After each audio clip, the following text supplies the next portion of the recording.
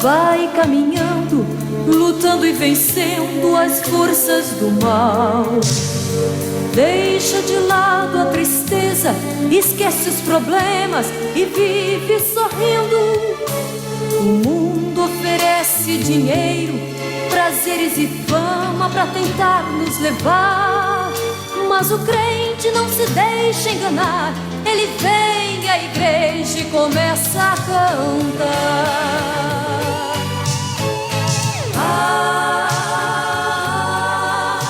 Aleluia, Cristo está vivo. Aleluia,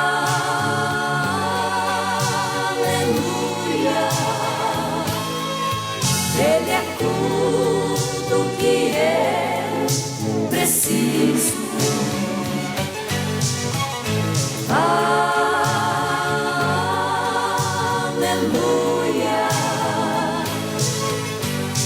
Cristo está vivo.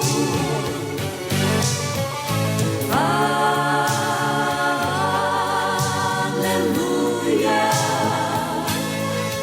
Ele é tudo que é preciso.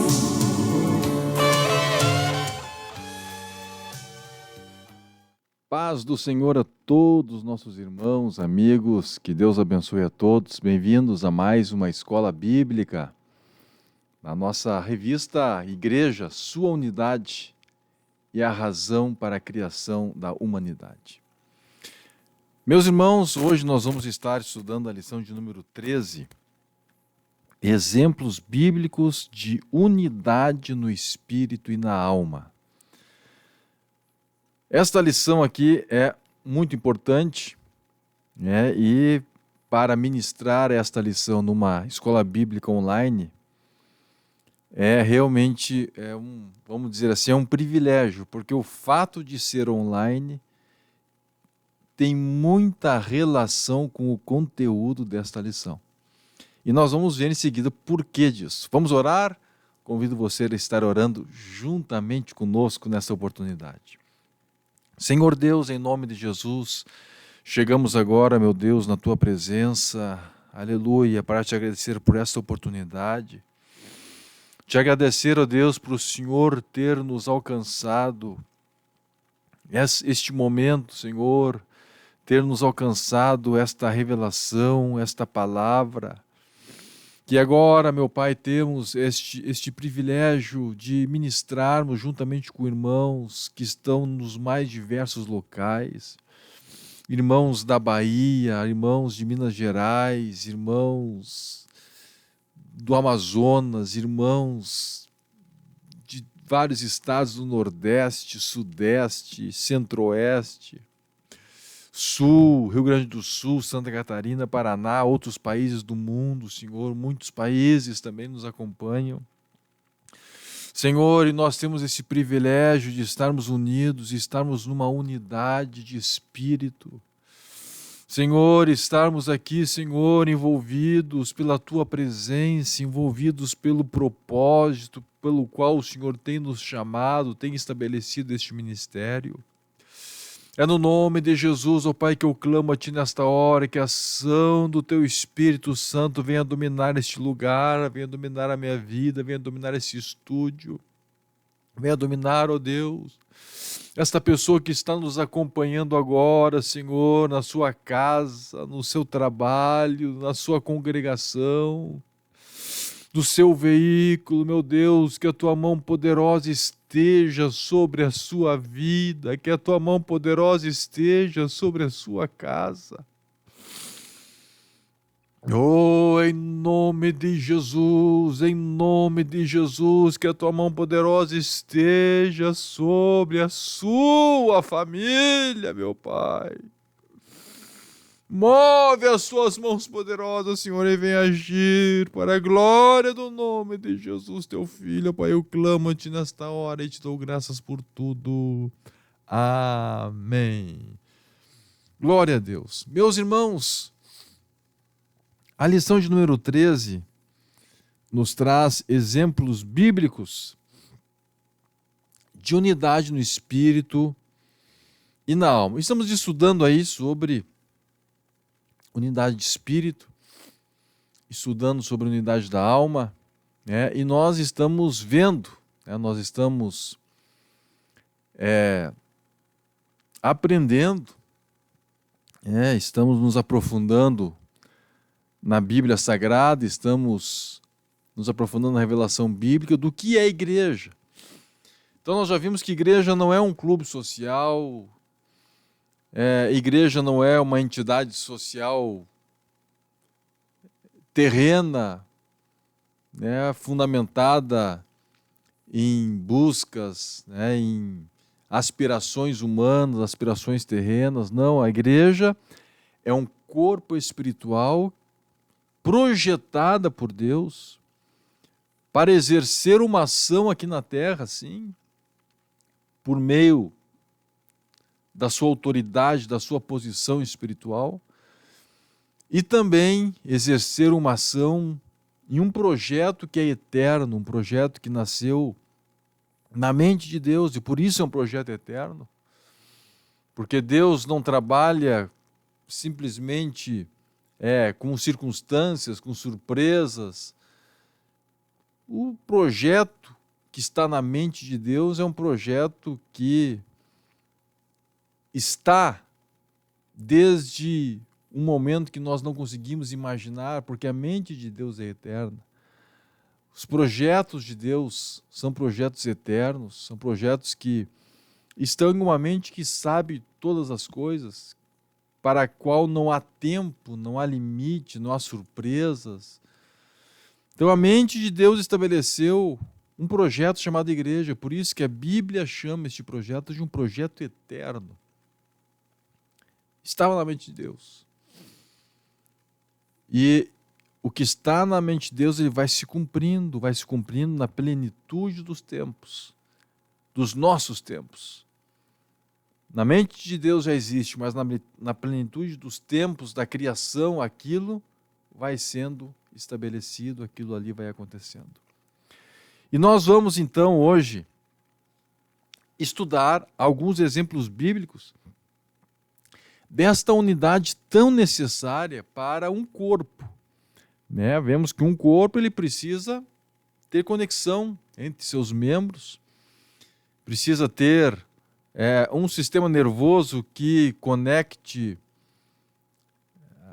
o funcionamento, né? Um sistema sanguíneo, um sistema linfático, né? Que façam com que a vida esteja em cada membro, que a proteção, né, do sistema imunológico esteja presente em cada membro, os comandos estejam conectados em cada integrante. Então, isto tudo forma algo chamado unidade do corpo. E nós vamos ver aqui isto que nós já estudamos acontecendo na prática. Então, nós começamos aqui no tópico primeiro, fala sobre a unidade da igreja organizada localmente, o caso demonstrado por Jerusalém. Então vejo que Atos capítulo 4, versículo 32, nos mostra a palavra que da multidão dos que creram, era o coração. O que coração? Fala de espírito. O homem interior. Então lá no espírito deles estava uma unidade. Aqueles crentes, eles tinham nascido de novo. Imagine só a pressão da perseguição. Ou você é crente, ou você não subsiste, ou você não sobrevive. Então, a perseguição, a pressão vai purificar os integrantes daquela instituição que está sendo perseguida. Uma pessoa que não tem motivação real para estar ali não vai estar. Ela vai ser uma loucura para ela ser perseguida, ser morta, ser prejudicada, sem que haja uma motivação para isso.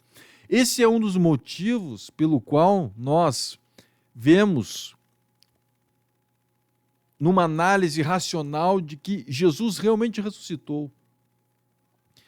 Porque veja que os discípulos, quando estão lá para escolher Matias, né, o 12º apóstolo que iria substituir Judas Iscariotes, que havia traído Jesus e posteriormente suicidado, a Bíblia nos mostra então que aqueles homens, eles falaram, né, alguns critérios para a escolha de um novo apóstolo, né, pessoas que tinham estado desde o início do ministério de Jesus, acompanhado sua vida, ressurreição. E eles falam uma coisa interessante: por que precisava de mais um apóstolo? Qual era a missão? Para ser também uma testemunha da ressurreição de Jesus. Então, o que eles precisavam? Qual era o grande foco da pregação da igreja primitiva? Era ser uma testemunha da ressurreição. Era dizer, Jesus ressuscitou. Agora vejam, quem é que estava afirmando aquilo? Eram pessoas que por causa desta afirmação estavam sendo perseguidas. Por causa desta afirmação estavam sendo mortas. Tiago foi morto por Herodes.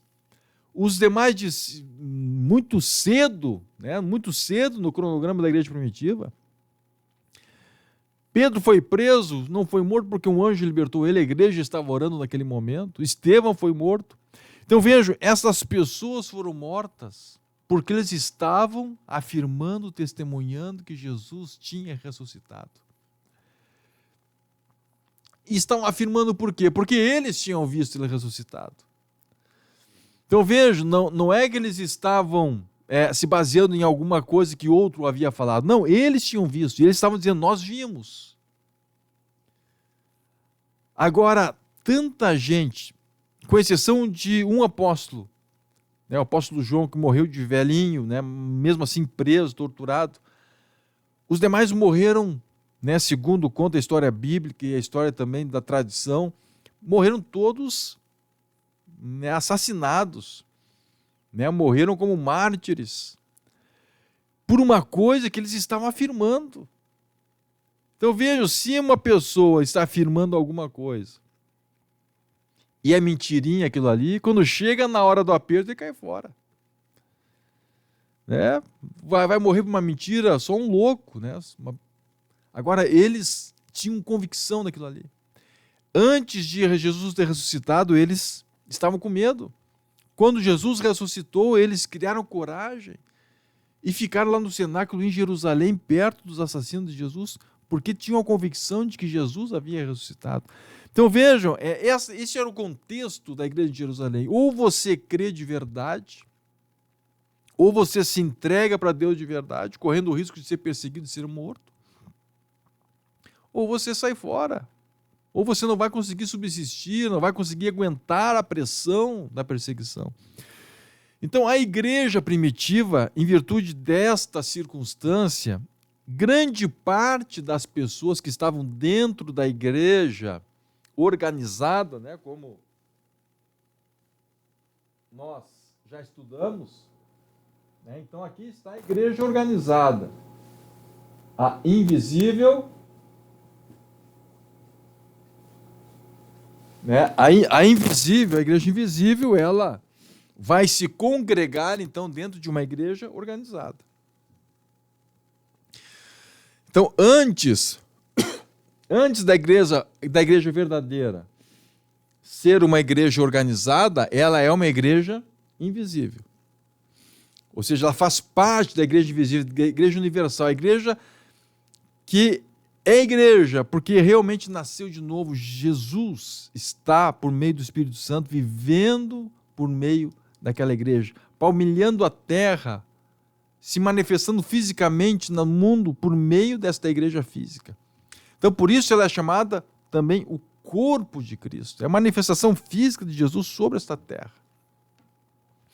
Então, vejam, a igreja invisível, ela se congrega, se organiza por meio da igreja organizada. Quanto maior a pressão em cima dessa igreja organizada, mais os que estão aqui dentro vão estar aqui dentro somente porque são igreja invisível. sente a necessidade de congregar-se entre seus irmãos. Aqueles que não são parte de igrejas visíveis vão começar a sair. A perseguição vai começar a purificar aquilo que está aqui dentro da igreja organizada. Então, esta era a situação da igreja primitiva.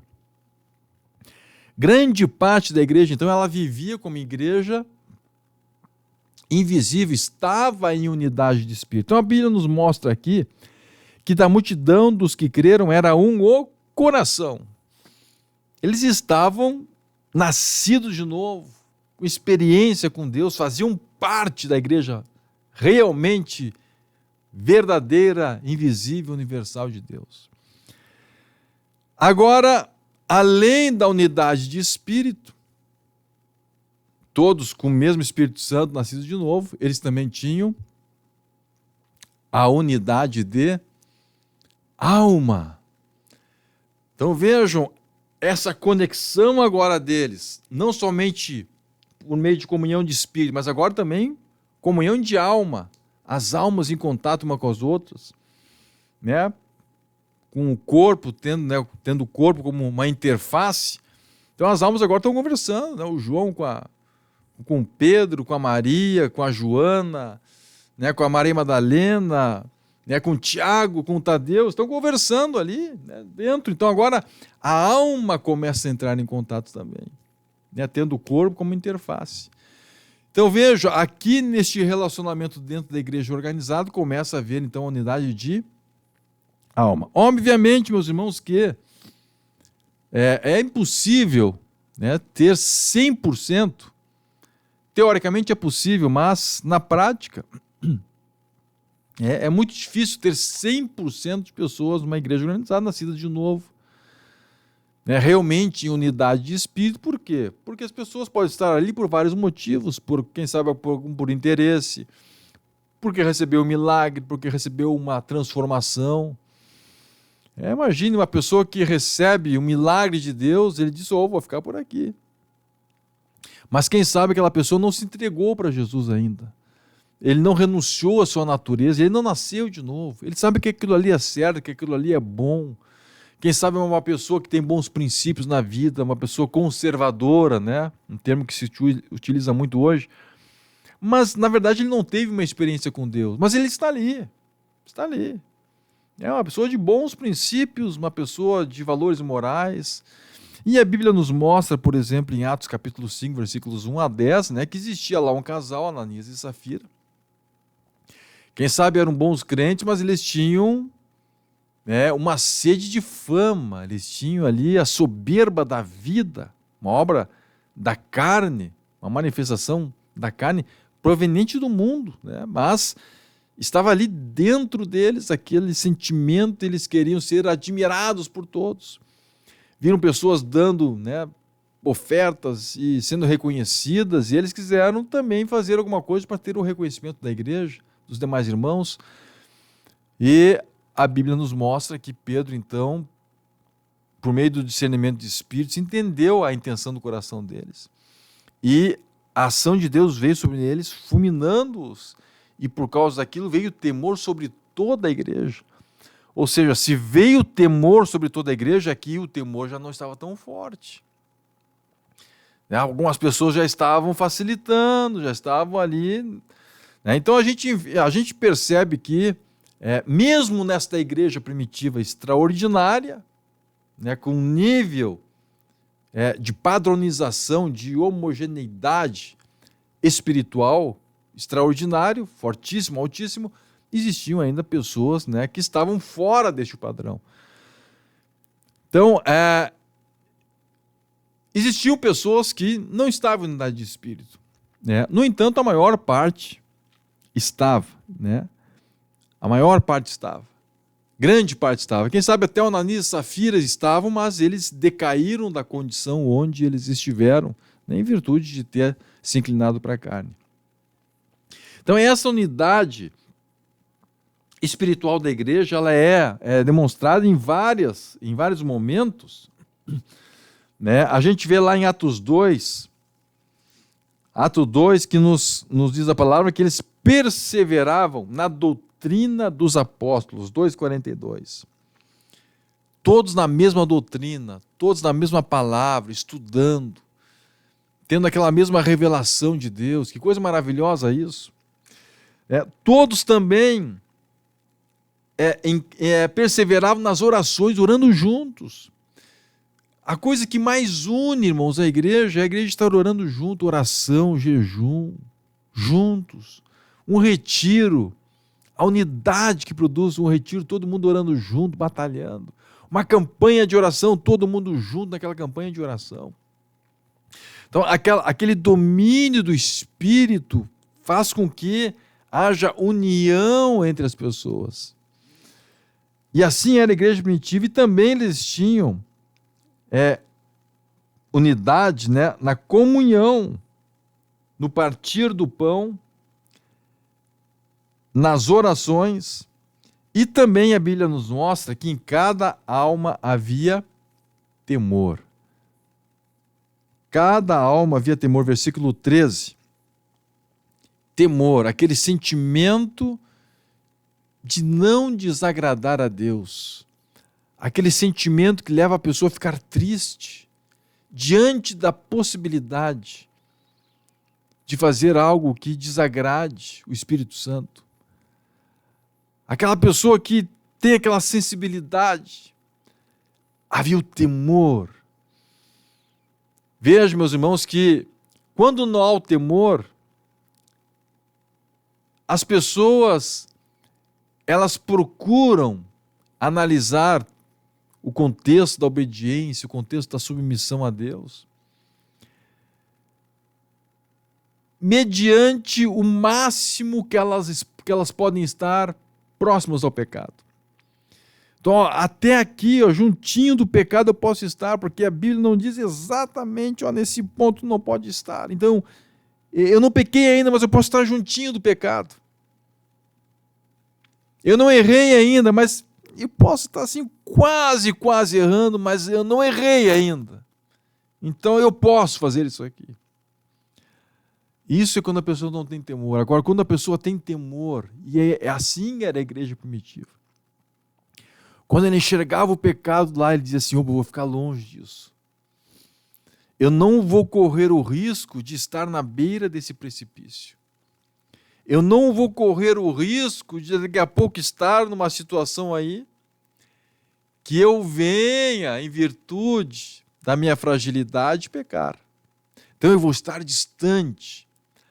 Só de ver aquilo ali eu já me assusto, aquilo ali já me causa tristeza. Então veja, em cada alma havia o temor. Por isso que a Bíblia nos mostra que o temor do Senhor é uma fonte de sabedoria que nos preserva do laço da morte. E tantos versículos bíblicos que nos mostra que o temor do Senhor é uma segurança, é uma linha de segurança, nos preserva das armadilhas, nos preserva dos laços da morte. E ali havia também temor. Olha só, irmãos, em 46, nos diz a palavra que diariamente perseveravam unânimes no templo. No templo eles estavam todos os dias, diariamente. Estavam nos cultos, estavam na igreja. Então nós vemos aqui que essas demonstrações aqui são de unidade de espírito. Perseveravam na doutrina, espírito. Orações, unidade de espírito. Temor, unidade de espírito. Temor para não desagradar o Espírito Santo, não entristecer o Espírito Santo. Estavam todos na igreja, unidade de espírito. Então tudo isso aqui nós estamos falando de unidade de espírito. Louvavam a Deus, versículo 47, louvando a Deus e contando com a simpatia de todo o povo. Louvar a Deus é também unidade de espírito. 4:31 nos diz a palavra que todos eram cheios do Espírito Santo, unidade de espírito. Então nós vemos aqui que estes fatos mencionados na palavra nos indicam uma forte unidade no Espírito. Agora veja, existia também em Jerusalém unidade da alma. 4:32 diz a palavra: ninguém considerava exclusivamente sua nenhuma das coisas que possuía, porém tudo lhes era comum. Ou seja, do relacionamento entre eles. Agora, da alma, né? Eles viam alguém lá que precisava de uma sandália, de uma alpargata, vai lá e presenteava. Alguém precisava de um apoio, quem sabe, na educação dos filhos, e alguém ia lá e ajudava, dava uma aula para os filhos daquele outro irmão. Assim, a igreja ia vendo as necessidades, agora, não necessidades relacionadas ao espírito, mas à própria pessoa, necessidades físicas, necessidades de apoio. A unidade de alma fazia com que essas necessidades fossem supridas. Atos 2:46, nós já lemos também o que eles faziam, partiam o pão de casa em casa. Então, a Santa Ceia, né, até hoje, alguns lugares, onde não tem igreja, né, a igreja se reúne em casas. Existe uma comunidade lá na Pensilvânia, principalmente nos Estados Unidos, que eles não vão em igreja, mas a igreja se reúne em casa. Então, eles dizem, tal dia a igreja toda vai se reunir na casa do fulano. Em tal dia vai se reunir na outra casa. E ali eles fazem então a Santa Ceia nas casas. Por quê? Porque não existia ali igrejas ainda estabelecidas. Então a igreja, e não existiam igrejas, templos, mas existiam congregações. Onde? Na casa. Quando Pedro estava preso, onde é que estavam congregados os irmãos orando por ele? Na casa de Irmã Maria. Ou seja, Pedro estava preso, mas existia uma congregação reunida, unida, em unidade, mais do que unida, em unidade orando por Pedro. Então nós vemos que as congregações, os irmãos congregados, desde o princípio da igreja primitiva, isso já acontecia. Depois que começaram a vir, então, os templos, no início eram as sinagogas, onde tinha ali os judeus, judaizantes, mas muitos daqueles judeus se convertiam, a Bíblia nos relata até de chefe de sinagogas que aceitavam Jesus. Então existia ali as sinagogas, mas as sinagogas eram do judaísmo. Então, os discípulos, o apóstolo Paulo, a gente vê muito isso, ele chegava na cidade e ia pregar na sinagoga, como judeu que ele era, mostrando pelas escrituras que Jesus era o Cristo, Jesus era o Messias. Então, ele ia pregar na sinagoga por quê? Porque era o local físico, era o prédio, vamos dizer assim, onde existiam reuniões entre as pessoas que criam na palavra, criam na lei escrita do Antigo Testamento. Agora vejam só aqui, quando veio a igreja primitiva, no início não tinha igrejas, mas mesmo não tendo igreja, tinha congregações. As congregações eram na casa, no cenáculo era uma congregação. Então eles partiam, o pão, eles tinham essas reuniões de comunhão nas casas. Nenhum necessitado havia entre eles, Atos 4:34.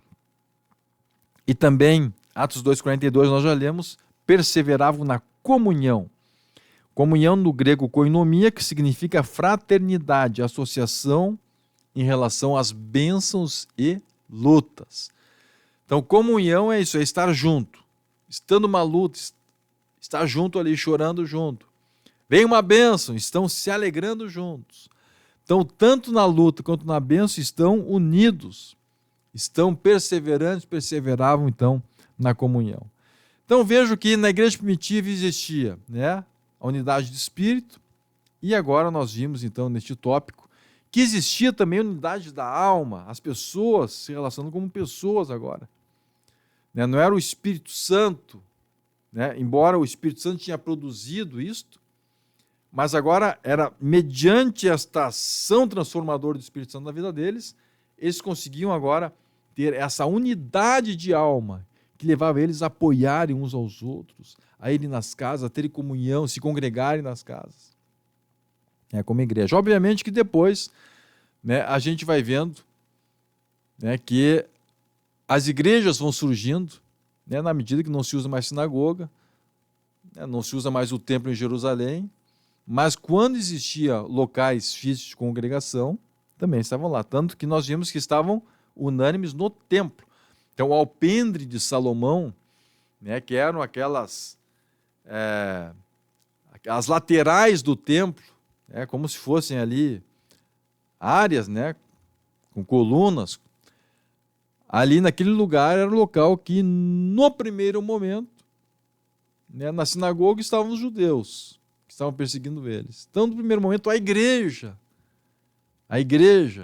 estabelecida para se reunirem era justamente, né, o templo, né, nas laterais, nos alpendres do templo, né, construído por Herodes. Muito bem, meus irmãos, nós vamos então agora, né, para o tópico 3, e a gente vai então ver a unidade da igreja organizada internacionalmente, o caso demonstrado por Antioquia. Nós vimos então primeiro o caso de Jerusalém,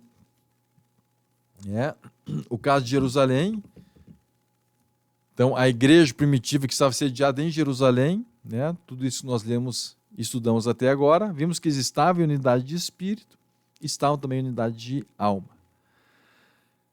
Agora a gente vai viajar um pouquinho, nós vamos subir 500 quilômetros. Você está em Jerusalém. Vamos fazer uma viagem agora, subir 500 quilômetros em direção ao norte. E vamos chegar então na província da Síria. E chegamos então na capital daquela província chamada Antioquia da Síria. Veja que a Bíblia tem duas Antioquias, Antioquias da Síria, que é esta, e a da Psídia, que é lá na Ásia Menor, né? no outro lado. Aqui nós estamos falando então de Antioquia da Síria, capital da Síria, 500 quilômetros ao norte de Jerusalém. Que cidade era essa? Era uma cidade com cerca de 500 mil de habitantes, uma enorme de uma cidade. Era menor somente que Alexandria e Roma. Era a sede do governo, existia uma estrutura muito grande, imagine, tinha uma avenida nela de 6 quilômetros. 6 quilômetros, com mansões de ambos os lados. Imagine o que é uma avenida dessas, né? Com mansões, pessoas ricas, grandes comerciantes, quem sabe alguns militares, né, líderes militares, né, das guarnições romanas naquela região. Ali estava então aquela cidade. Na nossa revista nós temos uma foto, né, das ruínas dessa cidade. E aí vejam só, irmãos, nessa cidade chamada Antioquia, a estrutura deles era uma estrutura enorme, era uma estrutura muito forte, né? Tanto politicamente quanto economicamente. Era uma cidade muito poderosa, era uma cidade de grande ostentação. E quando nós olhamos para a igreja de Antioquia, nós vamos perceber então que havia na igreja de Antioquia profetas e mestres. Havia Barnabé. Quem que era Barnabé? Barnabé, irmãos, era um grande homem, um grande líder da igreja primitiva. Era um homem de Chipre, mas talvez até por ser de Chipre, uma ilha do Mediterrâneo enorme, ele tinha contatos com muitas pessoas, né? E ele ficou um homem, então, vamos dizer assim, cosmopolita, né? Uma pessoa que tinha naturalidade para lidar com pessoas de diferentes nacionalidades. Então, o Barnabé, além disso, ele era um homem de revelação, um homem de discernimento. Quando todos tinham medo do apóstolo Paulo, foi o Barnabé, lá em Jerusalém, que foi levando o apóstolo Paulo, apresentando para as pessoas. Deus transformou a vida desse homem. Deus realizou uma obra profunda na vida deste homem. Quando o apóstolo Paulo, então, ele vai para Tarso, né, diz a história que ele fica na Arábia, né, fica lá um tempo em oração, estudo, né, e depois ele vai para Tarso. E ele fica ali, né, alguns estudiosos entendem, em torno de 14 anos, né, entre a conversão dele e até o momento em que ele ressurge. E como que ele ressurge na história bíblica? Quando Barnabé está na cidade de Antioquia e ele vai até Tarso buscar o Saulo que lá estava. É Saulo ou Paulo, né? Um é o grego, outro é mais, né, no hebraico. Estava lá Paulo, na cidade de Tarso. O Barnabé vai lá, com revelação, com discernimento, e traz o Paulo para Antioquia. E aí imagine só, irmãos, quem que eram os grandes mestres lá de Antioquia? O Barnabé, o Saulo, profetas e mestres, Barnabé, Simeão, por sobrenome Níger, Lúcio de Cirene, eram pessoas, para estar aqui na Bíblia escrito, nós vemos que eram pessoas com referência no ensino para toda aquela igreja. Manaém, Colasso de Herodes, uma pessoa que tinha se criado, era conhecido do Herodes, quem sabe um amigão do Herodes. Imagine a cultura que provavelmente ele tinha, conhecimento, né, habilidades cognitivas que ele tinha para exercer este ministério, né, não que fosse a essência do ministério do ensino, mas ajuda, né, no desenvolvimento, né, de um estudo, né, um direcionamento de uma linha, né, didática, pedagógica, enfim. Então, este homem era um homem também diferenciado, né, Colasso de Herodes Tetrarca, e também o outro mestre que havia lá em Antioquia era Saulo. Profetas e mestres. Então, olhem só, meus irmãos, olha a qualidade ministerial que havia na cidade de Antioquia. Não era uma cidade qualquer, não era uma cidade pequena, não era uma cidade frágil. Ministerialmente, era uma cidade relevante para a região. Oh, glórias a Deus, que coisa maravilhosa, né? Imagine os crentes que estavam lá naquela cidade, eles pensavam assim, que privilégio, né? Quem sabe, eu imagino, né? Imagine ter aula aqui com Barnabé. O Paulo, olha só, o Paulo já tem um conhecimento tremendo. O conhecimento dele não foi construído da noite para o dia, veja que o conhecimento bíblico dele, o conhecimento histórico dele já começa nele aos pés de Gamaliel, um dos grandes mestres rabínicos daquele momento no judaísmo. Lá estava então Saulo aprendendo aos pés de Gamaliel, e agora o Espírito Santo começa a digerir aquele conteúdo que o Paulo tinha aprendido com muito zelo, mas sem entendimento. Ele tinha muito zelo, mas não tinha entendimento. E agora que ele adquire o entendimento por meio do Espírito Santo, imagine, mas o Espírito Santo trabalhando aquilo que ele com muita soberba guardava no seu coração, mas agora o Espírito Santo está trabalhando, quebrando ele e fazendo com que aquela revelação agora seja uma revelação que aponte para Cristo, que demonstre quem é Cristo, que leve aquele homem soberbo, aquele homem duro de coração, a se prostrar aos pés daquele que um dia ele tinha perseguido. Meus irmãos, a coisa mais linda que existe é nós enxergarmos, participarmos de uma mesa espiritual servida por alguém que está na fornalha de Deus. Tem momentos que eu vejo uma pessoa pregando e eu percebo claramente a luta que aquela pessoa está enfrentando. Porque a revelação que ele está trazendo mostra que Deus está quebrando a sua vida, Deus está esmiuçando a sua vida, e está fazendo brotar vida a partir daquele trabalhar. E aquela mensagem que aquela pessoa traz é uma mensagem revelada, é uma mensagem pura, é uma mensagem de prática espiritual, de experiência espiritual. Imagine só, irmãos, eu fico imaginando as mensagens que o apóstolo Paulo entregava sendo trabalhado por Deus. Naquele momento que antecipava o início da sua carreira apostólica, ministerial, missionária, por toda aquela região, atingindo os gentios, atingindo a Europa. Ali estava aquela igreja. Agora vejam só, tinha tudo, meus irmãos, para aqueles crentes disserem assim, vamos resolver as coisas por aqui. Temos aqui um corpo ministerial extraordinário, uma estrutura financeira maravilhosa.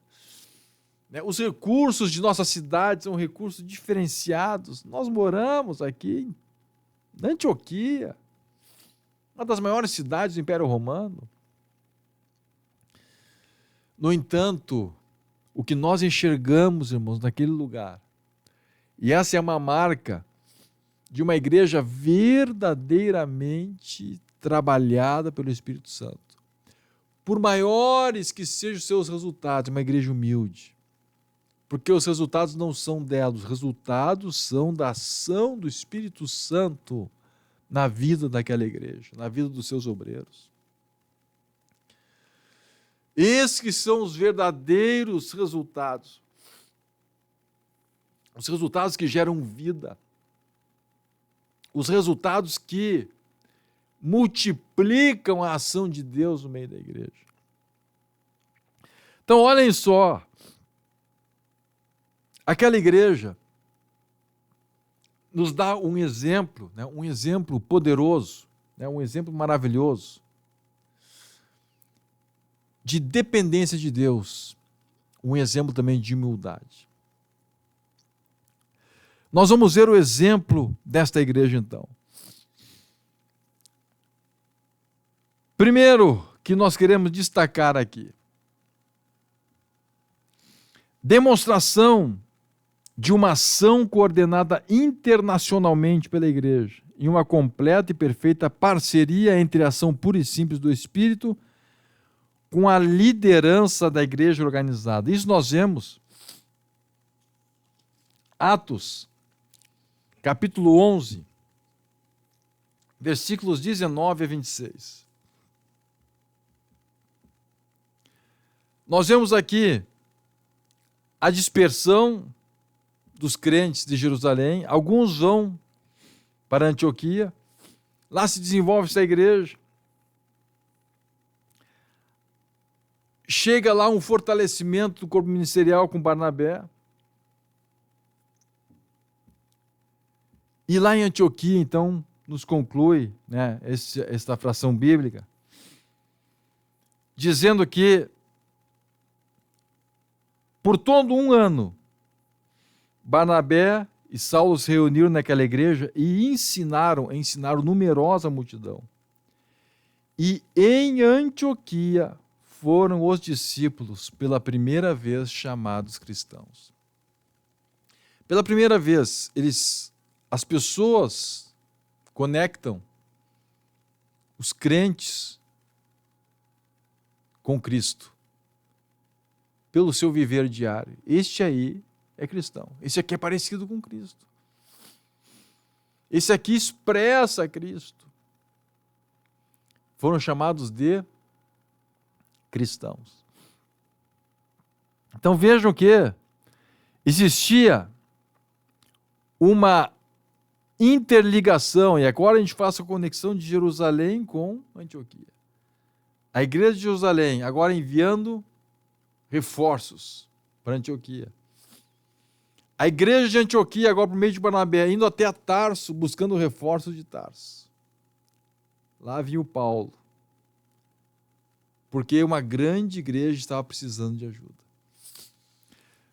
Então, esta ação coordenada de forma internacional nos mostra que existia uma unidade. Agora imagine só, meus irmãos, preste atenção aqui, por isso que eu falei no início, que essa aula é uma aula muito especial para ser ministrada online. Quando uma pessoa está num lugar distante, imagine só, sede do Ministério da Restauração, vamos pegar o nosso exemplo. Sede do Ministério da Restauração, onde é que fica? Fica na cidade de Porto Alegre, Rio Grande do Sul, Brasil.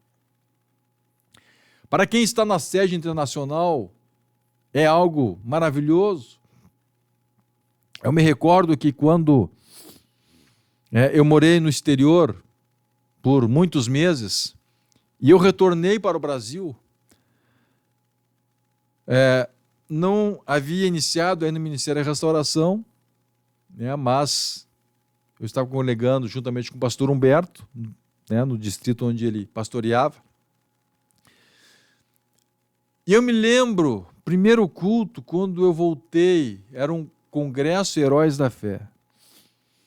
Parecia que eu estava no céu, parecia que eu estava numa glória. Eu passei o culto inteiro falando em línguas estranhas e chorando. O culto inteiro falando em línguas estranhas e chorando. Parecia que eu estava no céu.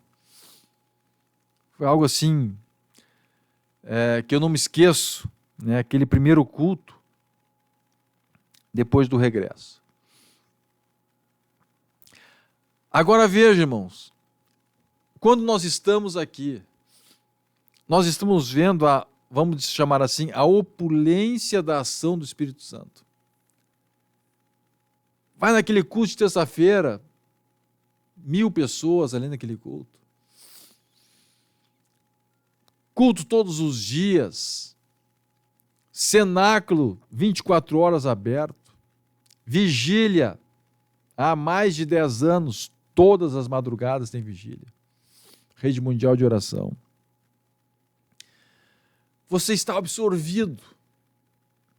Aí, esta pessoa que está aqui, neste impacto presencial da igreja, essa pessoa daqui a pouco ela sai, ela atravessa o oceano e vamos dar como exemplo aqui, vai lá para os Estados Unidos. Lá nos Estados Unidos ela está num lugar com uma opulência tremenda, uma majestade, um império. Pessoas do mundo inteiro estão lá. Aí aquela pessoa começa, quem sabe, a olhar as igrejas que estão à sua volta. Quantas igrejas, quantas pessoas das mais diversas formas estão ali.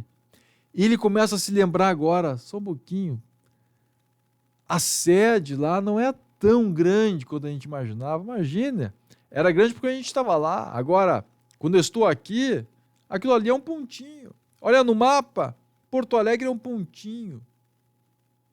Dentro de uma coisinha que é um pontinho também. E a igreja é um pontinho dentro do pontinho.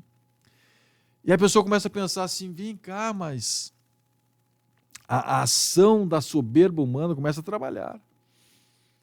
Será que eu preciso realmente estar vinculado diante dessa condição que eu estou aqui? Olha o país que eu estou. Pessoa que está num outro estado começa a ver lá, quem sabe, igrejas, tudo que é tipo na sua volta. Possibilidades começam a surgir. E ele começa a pensar assim, mas eu estou aqui, aquela igreja lá é um pontinho dentro de uma cidade. Vejam, esta tentação, com certeza, meus irmãos, a igreja de Antioquia deve ter sofrido. Ela era uma grande cidade, Jerusalém, irmão. Jerusalém era uma coisinha. Jerusalém era um cantinho do mundo, era um corredor do mundo. Israel era uma... Quando é que se fala em império mundial liderado por Israel? Israel estava sempre apanhando de todos os lados. Os Seleucidas no norte lutando contra os Ptolomeus lá no sul, e Israel no meio levando dos dois lados. Daqui a pouco um conquistava, daqui a pouco outro conquistava.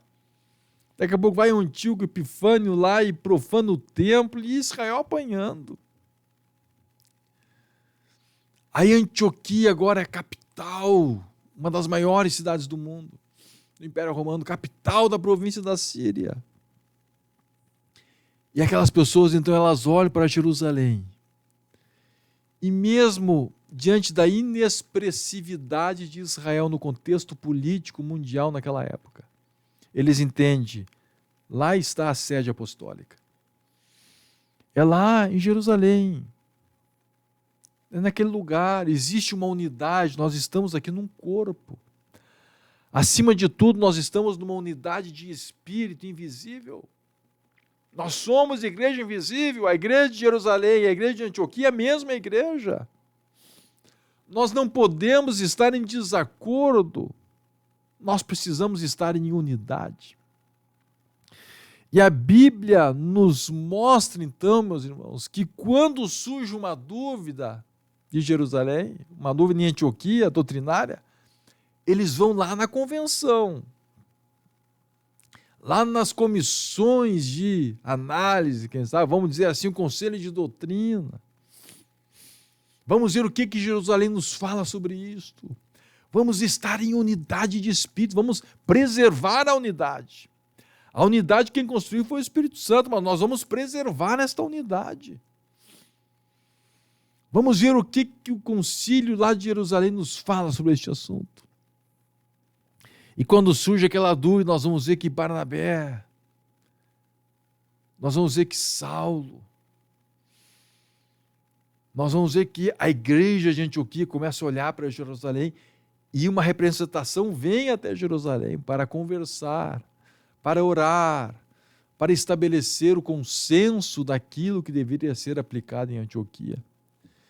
E também, por extensão, em toda a igreja primitiva, em todas as localidades daquela época. Veja, irmãos, que na igreja de Antioquia, pela primeira vez se tem notícia de muitos gregos se convertendo ao evangelho. Atos capítulo 1, versículo 21, nos diz a palavra que a mão do Senhor estava com eles e muitos crendo se converteram ao Senhor. No versículo 20 nos mostra quem, Alguns que eram de Chipre, de Cirene, foram também para Antioquia e falavam também aos gregos, anunciando-lhes o evangelho do Senhor Jesus. E os gregos, então, primeira referência, os gregos que eram pessoas da cultura helênica, que tinha dominado, antes do Império Romano, eram os dominadores. Muitos deles creram no evangelho por esta ação do Espírito Santo que se manifestava na unidade. Primeiro envio oficial de missionários foi da igreja de Antioquia. Então nós vemos aqui, irmãos, a unidade de espírito manifestada na igreja de Antioquia. A unidade de espírito. Diante de uma necessidade de obreiros, lá em Tarso tem alguém, vem de Tarso para cá. Jerusalém, vem Barnabé para cá. Estava uma unidade de espírito. Não tinha aquele bairrismo. Dizia, não, aquele lá não aceito. Não, aquele lá não. De lá não, naquele lugar não. Eu quero só o judeu aqui. Não, aqui não é judeu. Aqui é lugar de helenistas, de gregos. Não. Naquela igreja existia este princípio, unidade espiritual. Quem manda aqui é o Espírito Santo. E porque o Espírito Santo manda aqui, nós vamos ter gregos convertidos. Então vejam, Atos 13, uma palavra que é conhecidíssima em todo o contexto missionário. Havia na igreja de Antioquia profetas e mestres, Barnabé, Simeão, por sobrenome Níger, Lúcio de Cirene, também, com Lácio Herodes, o tetrarca e Saulo. E servindo eles ao Senhor e jejuando, disse o Espírito Santo, separai-me agora Barnabé e Saulo, para a obra que os tenho chamado. Então, jejuando e orando e impondo sobre eles as mãos, os despediram. Esta era a situação espiritual da igreja de Antioquia. Não era uma igreja soberba, não era uma igreja que se considerava uma ilha, a ilha do progresso, a ilha de algo grande. Nós somos aqui, nós desenvolvemos. Às vezes tem pessoas, irmãos, que a igreja começa a crescer, pronto. A igreja está crescendo, já se acha o dono da igreja. Não entende que aquele crescimento que aconteceu não foi porque ele estava ali, mas porque a ação do Espírito Santo trabalha na unidade. Oh, glórias ao nome de Jesus. Uma pessoa que está num projeto, está no departamento, aquele departamento começa a desenvolver, daqui a pouco ele acha que ele que é o causador daquele desenvolvimento, ele é o dono do departamento, e ele não entende que aquele crescimento é uma decorrência da ação do Espírito Santo que age na unidade da igreja. Mas a soberba humana, irmãos, leva a pessoa a se achar dono, sem entender que nós não somos dono de coisa alguma, nós somos parte de um corpo. E quando este corpo está tudo regulado, as juntas, medulas, tudo funcionando certinho, e ele mesmo produz o seu próprio crescimento. Não é que nós produzimos, é que nós estamos no lugar certo. É por isso que o corpo cresce. O corpo cresce porque os seus membros estão no lugar certo, mas não é o dedo que faz o corpo crescer, não é o coração que faz o corpo crescer, não é o pulmão que faz o corpo crescer, não! O corpo produz o seu próprio crescimento, porque o pulmão está no seu lugar, o dedo está no seu lugar, o cérebro está no seu lugar, a orelha está no seu lugar. Quando os órgãos estão no seu lugar, cada um no seu posto, aquele corpo começa a produzir o crescimento. Oh, glórias ao nome de Jesus. Quantos irmãos maravilhosos. O ministério é curto. O ministério começa a deslanchar. E aquela pessoa começa a se achar que é o dono. Aleluia. Ele não percebe que o crescimento é porque existe uma cobertura espiritual. E o corpo está produzindo o seu próprio crescimento. Oh, aleluia! Mas nós entendemos, meus irmãos, que aquela igreja de Antioquia era uma igreja que a unidade espiritual fazia com que o corpo produzisse o próprio crescimento. Então veja, primeira igreja se menciona, os gregos estão se convertendo. Onde? Antioquia! Olha aqui, enviaram 2 missionários tremendos. Onde? De Antioquia. Estão precisando de mestres para ensinar uma grande multidão. Onde isso? Onde? Lá em Antioquia. Oh, glórias ao nome de Jesus. Existe lá uma necessidade. Estão pedindo ajuda para Jerusalém. Quem está pedindo? A Antioquia está pedindo ajuda. Unidade, ação do Espírito, a produção do seu próprio crescimento. Uma igreja em unidade, uma igreja que não tinha donos, uma igreja que quando precisou Paulo e Barnabé sair, eles saíram, eles não eram donos da igreja. Quando precisava alguém chegar, eram bem recebidos, porque não tinha dono naquela igreja. O dono era o Espírito Santo, o Senhor do corpo, a mente do corpo. O cabeça era Cristo, que coordenava todas as coisas. Quem chegava era bem recebido e quem saía enviado também era enviado com a bênção de Deus. Impuseram as mãos sobre ele, jejuando e orando, e os despediram. Que coisa extraordinária, irmãos, que igreja maravilhosa é esta. Uma igreja onde o cabeça era Cristo. O dono dela chamava-se Jesus Cristo. A sua mente, a sua coordenação, aquilo que fazia o entrosamento entre todos, a unidade, chamava-se Espírito Santo. Glória a Deus. Agora vejam só. Exemplo da unidade de alma agora em Antioquia. Exemplo de unidade de alma. Atos capítulo 11, versículos 27 a 30. Nos diz o relato bíblico, né, mostrando o sentimento de compaixão e auxílio por irmãos necessitados em lugares distantes. Diz assim a palavra: naqueles dias desceram alguns profetas de Jerusalém para Antioquia. E apresentando-se um deles, chamado Ágabo, dava a entender pelo Espírito que estava para vir grande fome por todo o mundo. a qual sobreveio nos dias de Cláudio. Olha aqui, veio o profeta Ágabo de Jerusalém. Pode vir, Ágabo, tu é bem recebido aqui. Oh, que maravilha, um profeta de Jerusalém. Vem nos abençoar aqui na nossa igreja de Antioquia. Aleluia. Não importava que Antioquia estivesse na terceira maior metrópole do Império Romano. E tinha vindo lá alguém de Jerusalém, alguém lá daquele paizinho, menosprezado pelo Império.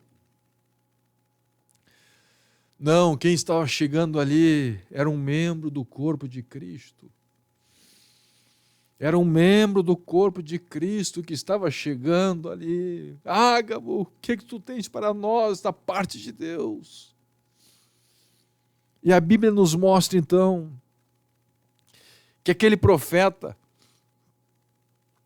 dava a entender pelo Espírito que estava para vir grande fome por todo o mundo, a qual sobreveio nos dias de Cláudio, imperador. Os discípulos, agora olha só, a unidade de espírito fez com que eles aceitassem Ágabo, mais um membro daquele corpo, embora de Jerusalém era um membro daquele corpo. A unidade de espírito fez com que o Espírito Santo se comunicasse por meio de Ágabo com aquela igreja. E a unidade de espírito fez com que eles entendessem e aceitassem aquela mensagem. Mais uma vez, a essência, o princípio de tudo é a unidade de espírito. Agora, o que essa unidade de espírito gerou na sequência? Os discípulos, cada um conforme as suas posses, resolveram enviar socorro aos irmãos que moravam na Judéia. O que eles com efeito fizeram, enviando-os aos presbíteros por intermédio de Barnabé e Saulo. O que aconteceu? A unidade de alma. Agora, quem enviou socorro, quem sabe dinheiro, alimentos, quem sabe joias, né? Joias com valor comercial para serem vendidos. Hoje os judeus são donos das grandes joalherias do mundo, lojas de joias. Por que eles são donos? Porque, em virtude das perseguições que já sofreram, eles começaram a investir em joias. Que o dia que eles precisassem fugir, né, eles levavam as joias, vendiam as joias lá para o lugar onde eles tinham fugido, e lá eles tinham dinheiro. Então, por isso que até hoje, né, os grandes detentores de joias são empresas judaicas. Então, quem sabe eles tinham também isso aqui, mandavam lá alguma joia, né, para ser vendida, ouro, quem sabe, alguma coisa, não joias de uso no seu corpo, mas joias de valor comercial realmente. Dinheiro, alimento. Agora, quem é que estava mandando isso? Quem é que estava mandando isso? Eram os irmãos, alma, corpo daqueles irmãos que estavam lá. Esse é o primeiro ponto que nós vemos aqui. A unidade de alma se derivou da unidade espiritual. Primeiro a unidade de alma, depois vem a unidade, a unidade espiritual é primeira. E possibilitou então que eles, naquela união, recebessem a mensagem de Deus. E agora a unidade de alma provocou uma ação. E agora olha só, nós vemos outra coisa interessante. Para quem eles enviaram? Enviaram aqueles recursos para os presbíteros de Jerusalém. Eles não enviaram para as pessoas diretamente. Então nós vemos aqui uma ligação entre as instituições, o presbitério de Antioquia, a igreja de Antioquia e o presbitério de Jerusalém. Então aquela unidade institucional nós vemos aqui. Nós vamos enviar, né, vamos dizer assim, ó, vamos enviar para a conta corrente lá de Jerusalém, da sede apostólica. Lá eles vão saber como vão distribuir, eles sabem quem está com necessidades. Então aqui a gente vê este primeiro aspecto, né, deste trabalho de unidade, não somente de alma e de espírito entre os crentes, mas de unidade também institucional entre a igreja organizada de um lugar e a igreja organizada de outro lugar. Eles mandaram então para o presbitério fazer aquela distribuição. Agora vejam só uma coisa. Por que eles foram até Jerusalém? Porque lá em Antioquia havia alguns conflitos, eles estavam lá em conflitos em Antioquia. E a Bíblia nos mostra, então, isso aqui está registrado no capítulo 15 de Atos, que algumas pessoas estavam lá discutindo sobre a questão da circuncisão, da obediência à lei. E aí, o que aconteceu lá em Antioquia? Versículo 2 do capítulo 15 de Atos. Tendo havido da parte de Paulo e Barnabé contenda e não pequena discussão com eles, resolveram que esses dois e alguns outros dentre eles subissem a Jerusalém aos apóstolos e presbíteros com respeito a esta questão. Uma grande discussão se levantou lá em Antioquia sobre essa questão. Isso aí não envolvia somente a questão teológica. Veja, irmãos, rapidamente aqui, né? O que teologicamente eles imaginavam, os judeus? Veja, o projeto de salvação, mesmo aqueles que tinham crido em Cristo, então eles pensavam assim, o projeto de salvação conclui-se em Cristo. Mas começou com quem? Começou com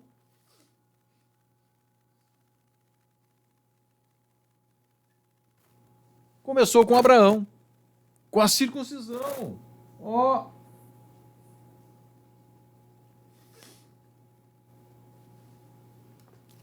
Abraão, com a aliança selada, marcada pela circuncisão. Então eles pensavam, nós começamos aqui, Jesus era filho de Abraão. Então o projeto de salvação começou com Abraão. Aí depois vem para Moisés. Moisés trouxe a lei. E depois, então,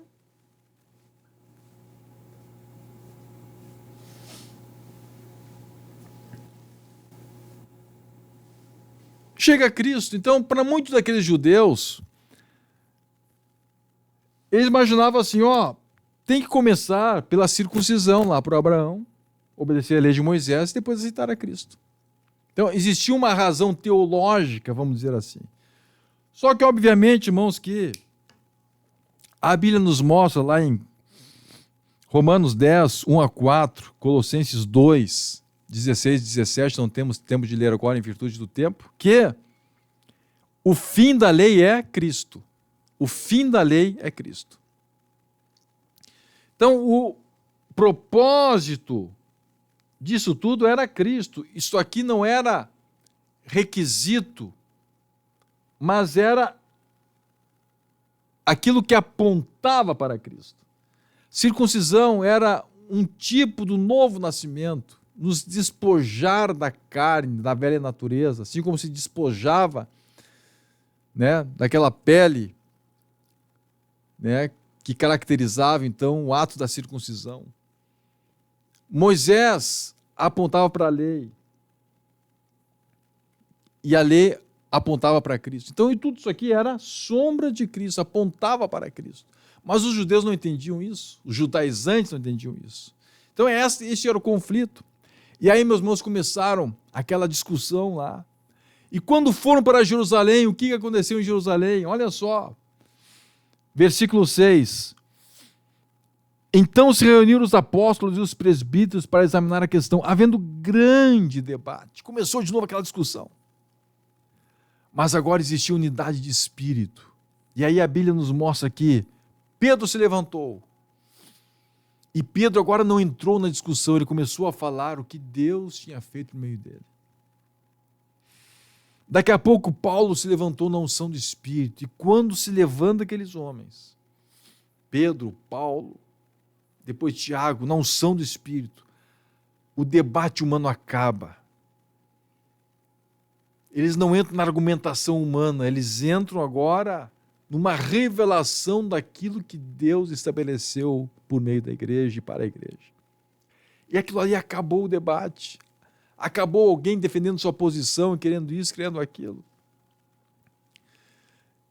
A unidade de espírito daqueles homens, aquela autoridade espiritual, fez com que a força da natureza humana acabasse.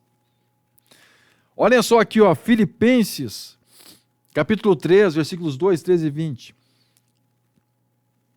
Diz assim: acautelai-vos dos cães, acautelai-vos dos maus obreiros, acautelai-vos da falsa circuncisão, porque nós é que somos a circuncisão, nós que adoramos a Deus no Espírito.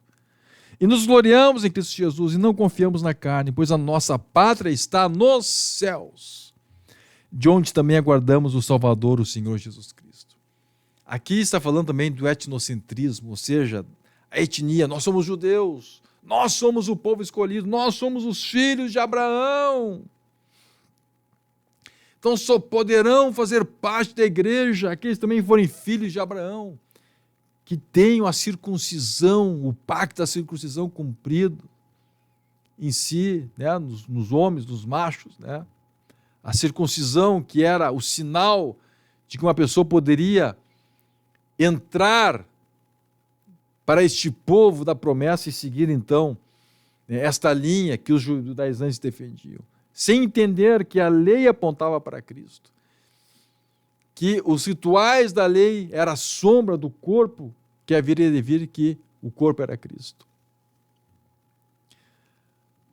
Aí, meus irmãos, eles começam a apontar também para o etnocentrismo. Nós somos judeus. Mas quando o Espírito Santo domina, tudo aquilo ali começa a cair. E Atos 15, 28 nos faz a conclusão: pois bem pareceu o Espírito Santo e a nós, não vos impor maior encargo, além destas coisas essenciais.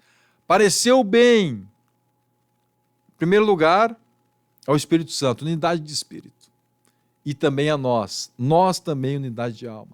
Nós vamos agora estar junto com os gregos, vamos estar junto com os bárbaros, vamos estar junto com os romanos, com os citas, vamos estar junto com qualquer pessoa. Simplesmente, não precisa ser judeu. Simplesmente nós pedimos algumas coisas. E aí vem aquela listagem de itens, né, que eles pedem para os gentios também observarem.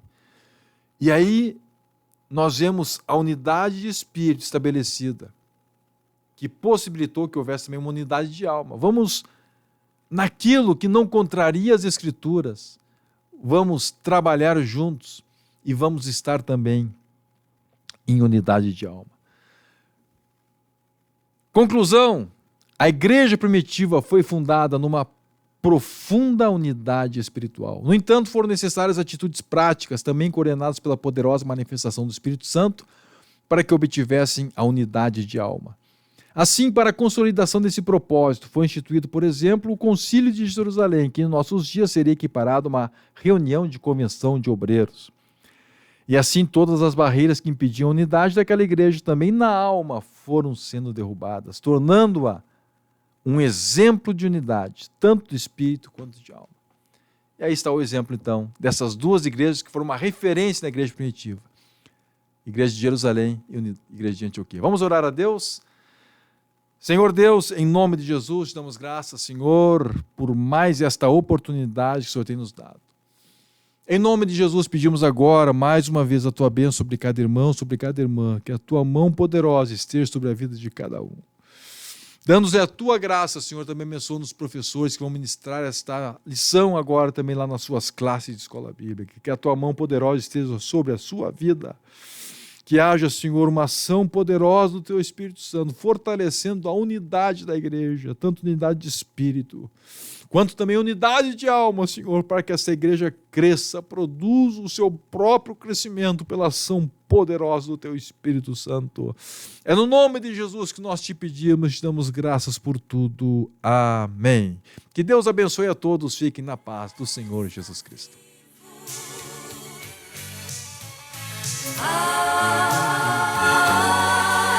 Aleluia,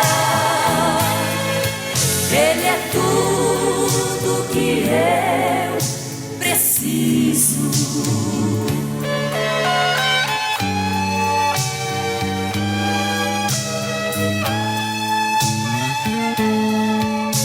A igreja vai caminhando, lutando e vencendo as forças do mal.